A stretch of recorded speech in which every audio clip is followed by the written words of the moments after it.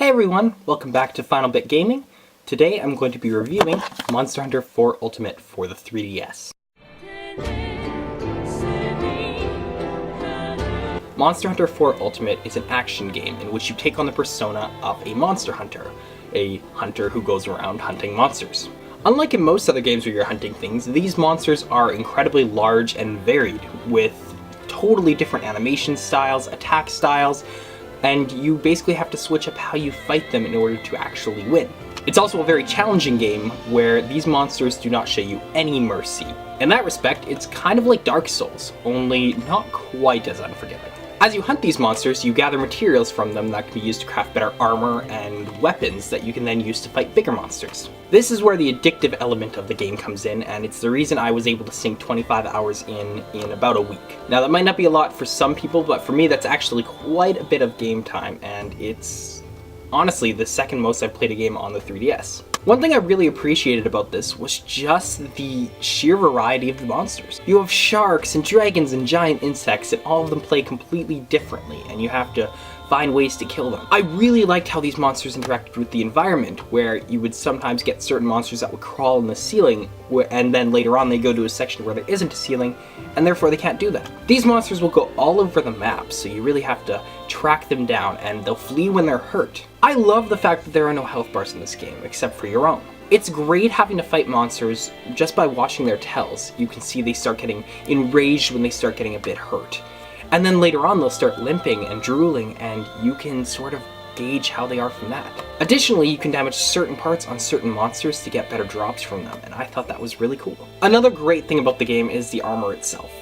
I liked how I could craft armor pretty early on that didn't look bad. In a lot of games like this, you craft really mediocre armor up until you reach a certain level, and then all of the good armor is unlocked. In this game, all of the armor is good, and it looks cool and varied, and it's a challenge to get enough parts to actually make this armor. One problem I'm having with the game, and it's no fault of the game itself, but I get an armor set, I grind on this monster, and then I forge the entire set. Then I'll fight the next monster and I'll be like, I wonder what their armor looks like, and then I'll want to craft that armor set, and it's this sort of rinse and repeat cycle that I'm trying to break out of so I can actually make progress in the game instead of fighting the same few monsters over and over. But the monsters never get boring no matter how many times you fight them. They all have so many different attack patterns and stages, and it's just great.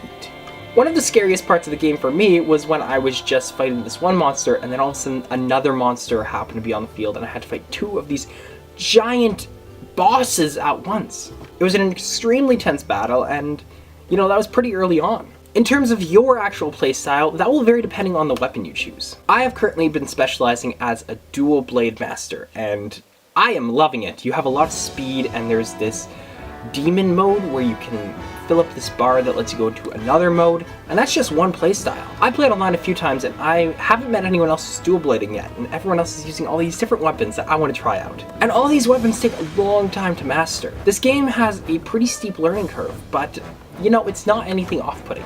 You could still run in and have a good time, but the more you invest in your specialization or your category or in learning these different weapons, the more fun you're going to have out of the game. Now, I've been playing this game on the new 3DS, and one feature I do like is that they improved the textures for the system.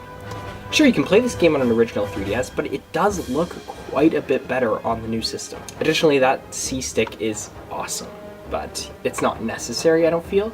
A lot of people say it is, but you can get by just fine just by tapping the L button. All in all, I really, really like this game. I think it is a great fighter. The polish on it is just phenomenal.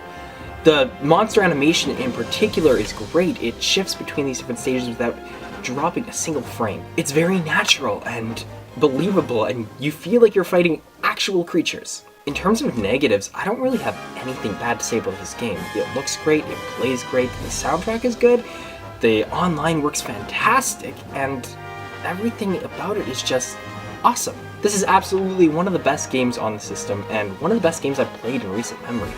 I would highly recommend anyone who is into this sort of thing picking it up. If you aren't looking for a big time investment, or you're not really into just fighting monsters without any real context, this game might not be for you. But I think for those who give it a chance and who really dive into it are going to find something extremely special and something they haven't seen elsewhere. Anyway, thank you so much for watching this review. I should have a new video for you guys up soon. I hope you're all having fun out there, and I'll see you soon.